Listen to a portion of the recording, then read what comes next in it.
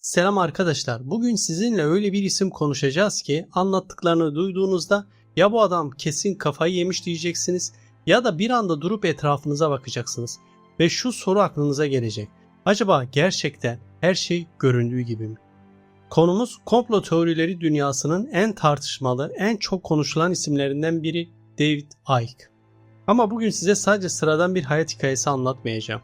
Bugün bir insanın nasıl olup da sistemin tam göbeğindeyken, her şeye sahipken bir anda her şeye karşı çıkmaya başladığını konuşacağız.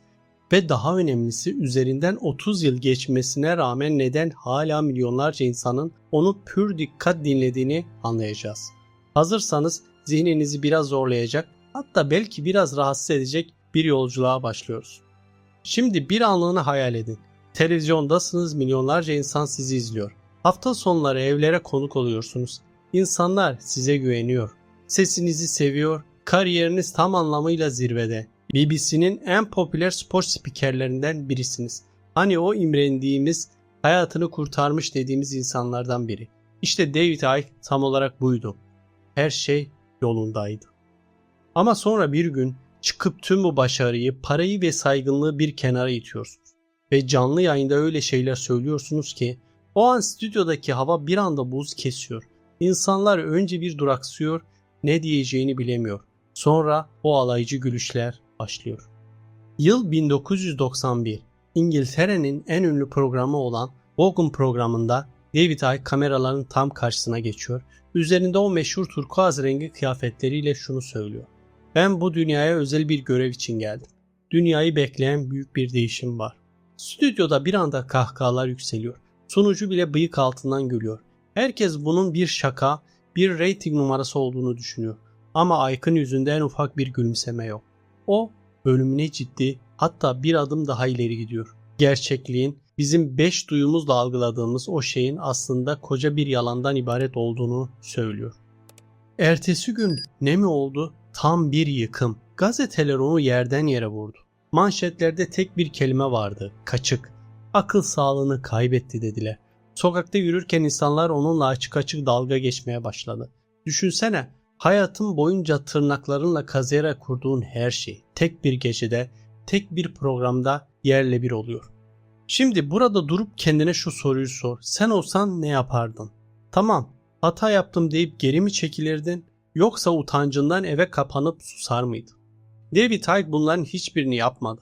Tam tersine daha da ileri gitti. Kapı kapı dolaşmaya, kitaplar yazmaya, her fırsatta anlatmaya devam etti. Ve işte hikayeyi asıl ilginç yapan, insanın tüylerini diken diken eden kısım tam da burada başlıyor. Çünkü Icke'a göre problem sadece siyaset değil, sadece medya ya da sadece ekonomi de değil. Ona göre bunların hepsi aslında aynı büyük makinenin dişlileri ve bu makinenin, bu sistemin tek bir amacı var. İnsanları fark ettirmeden, ruhları bile duymadan yönlendirmek. Ama bunu kaba kuvvetle yapmıyorlar. Baskıyla, silahla değil, çok daha sinsi bir yöntemle yapıyorlar. Sizin algılarınızla oynayarak. Şimdi dürüst olalım. Hepimiz hayatımızın bir noktasında bir akşam vakti ya da kalabalık bir caddede yürürken şu hissi yaşamışızdır. Bir şeyler garip. Sanki bir film setindeyim ama neyin yanlış olduğunu tam çıkaramıyorum. İşte Icke tam olarak bu hissin üzerine gidiyor ve bize şunu fısıldıyor. Belki de sorun sende değil, sana gösterilen bu dünyada. Burada çok basit ama akıl almaz bir örnek veriyor. Diyor ki şu an içinde bulunduğun odada aslında yüzlerce radyo ve televizyon frekansı var. Hepsi orada havada uçuşuyor. Ama sen hiçbirini duymuyorsun. Neden? Çünkü kulağın onlara ayarlı değil. Sen sadece bir frekansa ayarlısın ve sadece onu gerçek sanıyorsun. Yani aslında belki de gerçeklik dediğimiz o koca dünya sadece bizim algılayabildiğimiz, bize sınırları çizilmiş küçücük bir parça. İşte burada işler yavaş yavaş değişmeye, hava kararmaya başlıyor. Çünkü Icke sadece bir sistem var deyip bırakmıyor. Daha derine, en karanlık noktaya iniyor. Ve o sarsıcı iddiayı ortaya atıyor. Gördüğünüz dünya size huzur içinde yaşamanız için değil, sorgulamanızı engellemek için kurulan devasa bir sahne olabilir. Bir düşün, sabah uyandığın andan itibaren yaptıklarını, izlediğin o haberleri, sosyal medyada önüne düşen videoları, neye güleceğine, neye sinirleneceğine kim karar veriyor? Bu duygular gerçekten sana mı ait? Yoksa birileri senin duygularının tuşlarına mı basıyor? İşte bu yüzden dünya konusunda ikiye ayrılmış durumda. Bir taraf diyor ki bu adam tam bir hayalperest, söyledikleri tamamen deli saçması, ama diğer taraf her geçen gün sayısı artan o milyonlarca insan sadece şunu soruyor: ya bir payı bile olsa doğruysa? Ve asıl tehlikeli olan, uykularımızı kaçıracak olan da tam olarak da bu soru. Çünkü bu soruyu bir kez sormaya başladığında, perde bir kez aralandığında artık hiçbir şey eskisi gibi görünmüyor. Ike'ın hikayesi sadece garip iddialar değil arkadaşlar. Bu aslında bir insanın tüm dünyaya karşı tek başına duruşunun hikayesi. Herkesin beyaz dediğine siyah demesi ve ne pahasına olursa olsun geri adım atmaması. Ama burada çok daha ilginç, çok daha gizemli bir detay var. Bu adam tam 30 yıldır aynı şeyleri anlatıyor. Ona güldüler, onu dışladılar, onu susturmaya çalıştılar ama o hala burada. Kitapları milyonlar satıyor, devasa salonları hınca hınç dolduruyor. İnsanlar sadece onu dinliyor. Şimdi durup şunu ciddi ciddi düşünmek gerekiyor. Eğer bu adam tamamen saçmalıyorsa, neden hala bu kadar çok insan, dünyanın her yerinden onca kalabalık onu ciddiye alıyor? Neden söyledikleri bazı insanları bu kadar çok korkutuyor? Yok, eğer anlattıklarının küçük bir kısmı, hani o %1 dilimi bile doğruysa, işte o zaman içinde yaşadığımız dünya sandığımızdan çok daha farklı bir yer demektir. Çünkü birazdan gireceğimiz konu bu hikayenin en tartışmalı, en çok hayret uyandıran kısmı. Birçok insan tamam artık bu kadar da imkansız dediği o kırılma noktası. Ama aynı zamanda cevabını en çok merak ettiğimiz yer de tam orası. Gerçekten dünyayı kapalı kapılar ardında yöneten o güçler kim? Bu görünmeyen sistem bizim zihnimizle nasıl oynuyor? Ve en önemlisi David Icke'ın o çok konuşulan, insanı dehşete düşüren o meşhur iddiası aslında ne anlama geliyor? Hazırsanız perdenin arkasına geçiyoruz. Şimdi asıl büyük soruya geliyoruz. Bu adam ne gördü ya da neye inanıyor da bu kadar emin konuşuyor? Neden her şeyi, tüm saygınlığını kaybetmeyi göze alacak kadar ileri gitti? Icke'a göre dünya sandığımız gibi, bize anlatıldığı gibi işlemiyor. Yani her sabah uyandığımızda izlediğimiz o büyük olaylar, ekonomik krizler, aniden patlak veren savaşlar, dünyayı durduran salgınlar, bunlar ona göre asla kontrolden çıktı veya tesadüfen oldu denilecek şeyler değil. Tam tersine hepsi çok önceden en ince detayına kadar planlanmış birer senaryo olabilir. Şimdi size basit ama duyduğunuzda içinizi huzursuz edecek bir şey anlatacağım. Icke buna bir yöntem formülü diyor. Sorun, tepki, çözüm. Bir an durun ve düşünün. Gerçekten derinlemesine düşünün. Sistem nasıl işliyor? Önce büyük bir sorun ortaya çıkıyor. Belki devasa bir kriz, belki bir terör dalgası, belki de bir sağlık kaosu. Medya bunu her saniye, her kanalda öyle bir pompalıyor ki insanlar korkmaya başlıyor. Panik her yeri sarıyor. İşte o an beklenen tepki geliyor. İnsanlar artık dayanmıyor ve bağırmaya başlıyor. Hükümet nerede? Birileri bir şey yapsın. Bizi bu durumdan kurtarın. Ve tam o anda o çok beklenen çözüm sahneye çıkıyor. Ama bu çözüm aslında normal şartlarda, huzurlu bir günde size sunulsa asla kabul etmeyeceğiniz bir şeydir. Daha fazla kontrol mekanizması, daha fazla kısıtlayıcı kural, daha az kişisel özgürlük. Ama bu sefer kimse itiraz etmiyor. Neden mi? Çünkü insanlar korkuyor. Hatta çözümü getirenlerin elini öpmeye hazır hale geliyorlar. Kendileri istiyorlar o kısıtlamaları. Şimdi kendinize şu soruyu sorun. Bu anlattığım döngü size de tanıdık geliyor mu? Tarih boyunca kaç kez güvenliğimiz ve huzurumuz için en temel haklarımızdan vazgeçtik? Icke tam olarak bunu söylüyor. Eğer birine bir şeyi zorla kabul ettiriyorsanız önce onu o şeye muhtaç, o şeye aç hale getir.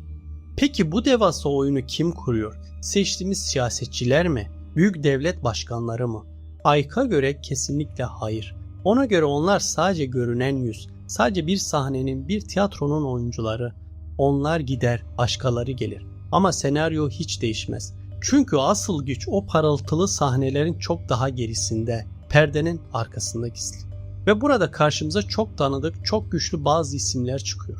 Rothschild ailesi, Rockefeller ailesi ve daha birkaç devasa hanedanlık. Ama Icke'a göre mesele sadece çok zengin olmak değil. Bundan çok daha derin, çok daha karanlık bir şey var. Bu ailelerin hepsinin ortak bir özelliği olduğunu söylüyor. Hepsi birbirine sıkı sıkıya bağlı, hepsi kendi dar çemberler içinde kalıyor. Güç, bilgi ve para asla o çemberin dışına çıkmıyor. Şimdi bir an durun ve şunu bir sorgulayın. Neden dünyanın kaderini belirleyen bu en güçlü aileler hep kapalı, neredeyse gizli bir sistem içinde kalmayı tercih eder? Ike bu soruya duyunca hadi canım dedirtecek kadar tuhaf bir cevap veriyor. Diyor ki bu insanlar sadece bir aile değil, onlar binlerce yıllık çok özel bir soyu temsil ediyorlar. Ve bu soy bizim sandığımız gibi tamamen insani olmayabilir. İşte burada çoğu insan kafası karışıyor. Hatta açık konuşalım, buradan sonrası birçok kişiye fazla uçuk geliyor. Ama Ike burada durmuyor, anlatmaya devam ediyor. Bir piramit hayal edin. En altta biz varız. Yani çalışan, vergi veren, tüketen, hayatını bir şekilde sürdürmeye çalışan milyarlarca insan.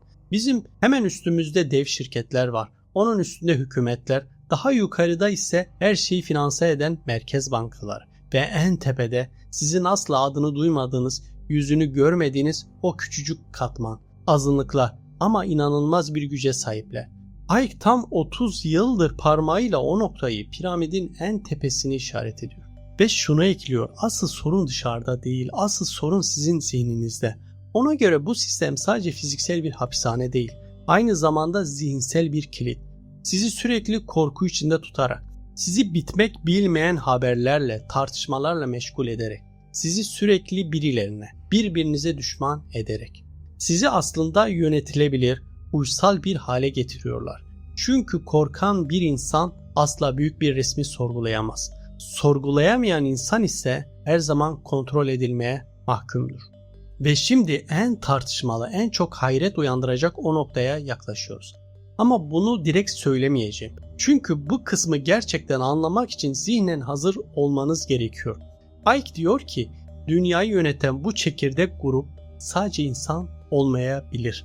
Durun, hemen saçmalık deyip reddetmeyin. Sadece bir saniye şunu düşünün. Eğer bir varlık insan acısına karşı hiçbir empati hissetmiyorsa, milyonlarca insan sadece kontrol edilecek, kullanılacak bir kaynak olarak görüyorsa, ona gerçekten kalbi olan bir insan diyebilir miyiz? İşte Ike bu can yakıcı soruyu soruyor. Mesele sadece bu güçlerin kim olduğu değil. Neden burada oldukları, neden bu dünyada sürekli bir korku üretimi var? Neden o kaos hiç bitmiyor? Neden insanlık binlerce yıldır hep aynı stresin, aynı kavgaların içinde dönüp duruyor? Ike'a göre bunun çok somut bir nedeni var ve bu neden sadece dünya topraklarıyla sınırlı kalmayabilir. Şimdi sıkı durun. Çünkü Ike'ın belki de en ürpertici iddialarından biri. Bakışlarını gökyüzüne çeviriyor. Ay'a. Evet, her gece gördüğünüz o bildiğiniz ay. Ama ona göre ay sadece doğal bir gök cismi ya da bir uydu olmayabilir. Ona göre orası insanlığın frekansını baskılayan bir tür yayın merkezi. Bir tür frekans hapishanesi kaynağı. Ve eğer bu iddia doğruysa o zaman içinde yaşadığımız gerçeklik düşündüğümüzden çok ama çok daha büyük bir sırrı saklıyor demektir. Bu işin en çarpıcı, en çok ses getiren kısmına, yani tavşan deliğinin en dibine iniyoruz. O meşhur reptilian meselesine ve zihnimizin nasıl bir ay matrisi içinde bulunduğuna. Eğer dünyayı yöneten o küçük grup gerçekten empati kuramıyorsa, onlara hala insan diyebilir miyiz? David Icke bu soruya net bir cevap veriyor. Ama o cevaba hemen gitmeyeceğim. Çünkü burası hazırlıksız girilirse anında reddedilen bir nokta. Şöyle başlayalım. Icke'a göre mesele sadece güç değil, mesele doğa. Yani şu soru, bu sistemi yönetenler gerçekten bizimle aynı şekilde mi düşünüyor, aynı şekilde mi hissediyor? Şimdi dürüst ol. Dünyaya bak, savaşlara bak, ekonomik yıkımlara, alınan o soğukkanlı kararlara bak. Bazen şu cümle aklına gelmiyor mu? Bir insan bunu nasıl yapar? İşte Ay tam burada devreye giriyor ve diyor ki belki de sorun şu, onlar sizin gibi hissetmiyor. Buradan sonra işler tamamen değişiyor. Ike'ın en çok tartışılan, adını en çok duyduğunuz teorisine geliyoruz. Reptilian. Ama dur, çoğu kişinin düşündüğü gibi o ucuz Hollywood filmlerindeki gibi değil bu. Bu sadece yeşil derili bir uzaylı hikayesi değil. Çok daha derin, çok daha psikolojik bir şey. Ike bu kavramı anlatırken biyolojik bir gerçekten yola çıkıyor. İnsan beyninin en eski, en ilkel kısmı. Bilimde bile adı budur. Sürüngen beyni. Hayatta kalma, korku, saldırganlık, sonsuz kontrol arzusu, Bu kısım duygudan çok tepkiyle çalışır. Acımasız, sadece hesap yapar. Ve Ike diyor ki, ya sistemi yönetenlerin zihni sadece bu seviyede çalışıyorsa, yani empati yok, vicdan, merhamet yok. Sadece bitmek bilmeyen bir kontrol iştahı var. Bu noktada bazı şeyler yerine oturmaya başlıyor, değil mi? Ama Ike burada durmuyor. Çok daha tehlikeli bir sulara giriyor. Ve diyor ki bu sadece psikolojik bir davranış meselesi değil, fiziksel bir köken meselesi olabilir. Şimdi dikkat et. Bunu direkt kabul etmeni istemiyorum. Sadece açık bir zihinle düşün. Eğer bir varlık senin algılayamadığın bir frekansta var olabiliyorsa onu görebilir misin? Bugün odanın içi Wi-Fi dalgalarıyla, radyo sinyalleriyle dolu. Hiçbirini gözünle göremiyorsun ama orada olduklarını biliyorsun. Gözlerin sadece belirli bir ışık aralığını görüyor. Kulakların sadece belirli bir ses frekansını duyuyor. Peki ya geri kalanı? Bu devasa evrenin göremediğimiz o devasa yüzdesi. Ike'a göre belki de asıl hikaye tam da orada. Göremediğimiz o kör noktada yaşanıyor. Ve biz sadece bize gösterileni, bizim için ayarlanmış kanalı görüyoruz. Bu yüzden bazı anlar insanlara garip geliyor. Bir dünya liderinin donuk bakışı, tuhaf bir mimik, ekranda bir anlığına beliren o tuhaflık hissi ve sonra geçiyor. Ama Ike diyor ki belki de o anlar o frekans perdesinin titrediği, maskenin düştüğü anlardır. Ve şimdi gelelim en kritik soruya, neden? Eğer böyle akıl almaz bir sistem varsa neden bizi böyle bir kafeste tutmak istesinler? Ike'ın cevabı çok basit ama bir o kadar da ürpertici. Enerji. Ona göre mesele para değil, onların paraya ihtiyacı yok. Parayı zaten onlar basıyor. Mesele güç bile değil. Mesele duygu, özellikle de düşük frekanslı ağır duygular. Korku, stres, öfke, gelecek kaygısı.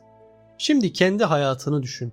Haber bültenleri, sosyal medyadaki bitmek bilmeyen kaos, sokaktaki gerilim, sistem seni gün içinde en çok hangi duyguların içinde tutuyor? Ike'a göre bu bir tesadüf değil. Bu özel olarak tasarlanmış bir ortam, değişmez bir üretim alanı. Bizler insanlık olarak duygusal bir hasat mevsiminin içindeyiz ve biz korktukça sistem besleniyor. Ama Ike'ın anlattıklarını asıl ilginç yapan şey tam bu hikayenin sadece dünya ile sınırlı olmaması. Şimdi başını kaldır, gece gökyüzüne bak. Ay hep orada. Gümüş rengi, sessiz, değişmez, romantik ama Ike bu noktada bildiğimiz her şeyi sarsan bir şey söylüyor. Diyor ki ya ay sandığımız o masum gök cismi değilse? Hemen karar verme. Sadece bir strateji uzmanı gibi düşün.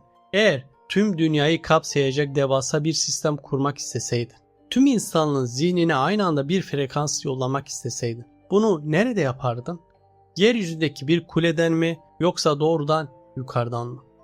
Ike'a göre ay sadece bir uydu, kaya parçası falan değil, bir tür devasa yayın noktası. Ana sunucu.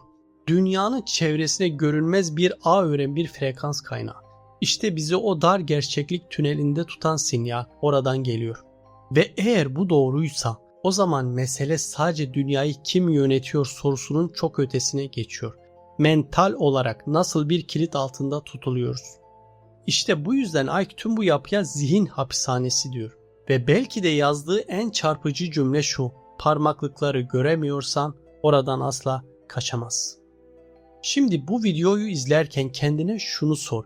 Eğer gerçekten böyle gözle görünmeyen bir sistem varsa onu nasıl fark edersin? Cevap çok basit. Şüphe ederek, sorgulayarak, sana gerçek diye dayatılan o duvarı tırmalayarak. Ve belki de sistemin yöneticileri için en tehlikeli şey kitaplar, silahlar ya da paralar değil, farkındalık. Çünkü bir insan gerçeği bir kez fark ettiği an o frekans bozulur, oyunun kuralları değişir. Ama gerçekten buradan bir çıkış var mı? Yoksa bu uyanış dediğimiz şey sadece başka ve daha büyük bir katmana geçiş mi?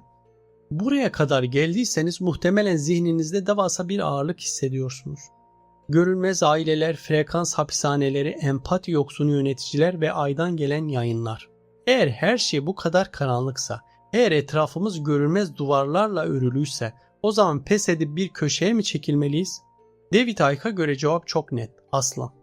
Çünkü ona göre bu kadar büyük bir kontrol mekanizmasının kurulmuş olmasının tek bir sebebi var. Sizin aslında ne kadar güçlü olduğunuzu unutturmak.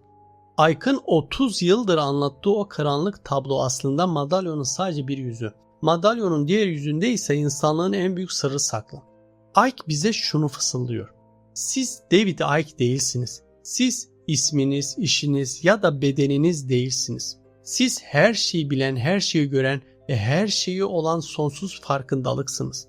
Sadece şu an insan denilen bir deneyimi yaşıyorsunuz. Peki bu hapishaneden nasıl çıkılır? Icke'a göre kapı hiçbir zaman kilitli değildi. Sadece biz kapının orada olduğunu inanmadık. İşte Icke'ın kurtuluş reçetesi. Korkuyu beslemeyi bırak. Hatırlayın ne demiştik? Sistem korkuyla besleniyor. Korku onların yakıtı. Eğer siz yarın sabah uyanıp gelecekle ilgili endişelenmeyi, televizyondaki o kaos haberlerine öfkelenmeyi ve başkaları ne der demeyi bırakırsanız sistemin fişini çekmiş olursunuz. Yakıtı kesilen bir makine ne kadar büyük olursa olsun eninde sonunda durmaya mahkumdur. Hayır demenin gücü. Icke bütün devrimlerin sokaklarda değil, bireyin kendi içinde başladığını söyler. Sistem bizim onayımızla ayakta duruyor. Onların koyduğu saçma kurallara, özgürlüğümüzü kısıtlayan dayatmalara karşı sessizce ama kararlılıkla ben buna katılmıyorum dediğiniz an o devasa piramit çatırdamaya başlar. Unutmayın, koyunlar sürüden ayrılmaya başladığında çoban artık çoban değildir. Etiketlerden kurtulun. Bizi sürekli kutuplara ayırıyorlar. Sağcı, solcu, dindar, ateist, şu milletten bu milletten. Neden? Çünkü bölünmüş bir kitle yönetmek, tek bir vücut olmuş bir kitle yönetmekten çok daha kolaydır. Icke diyor ki tüm bu etiketleri söküp attığınızda geriye sadece bilinç kalır ve bu bilinç asla köleleştirilemez. Kendinizi hatırlayın. Icke'ın en ünlü metaforu şudur.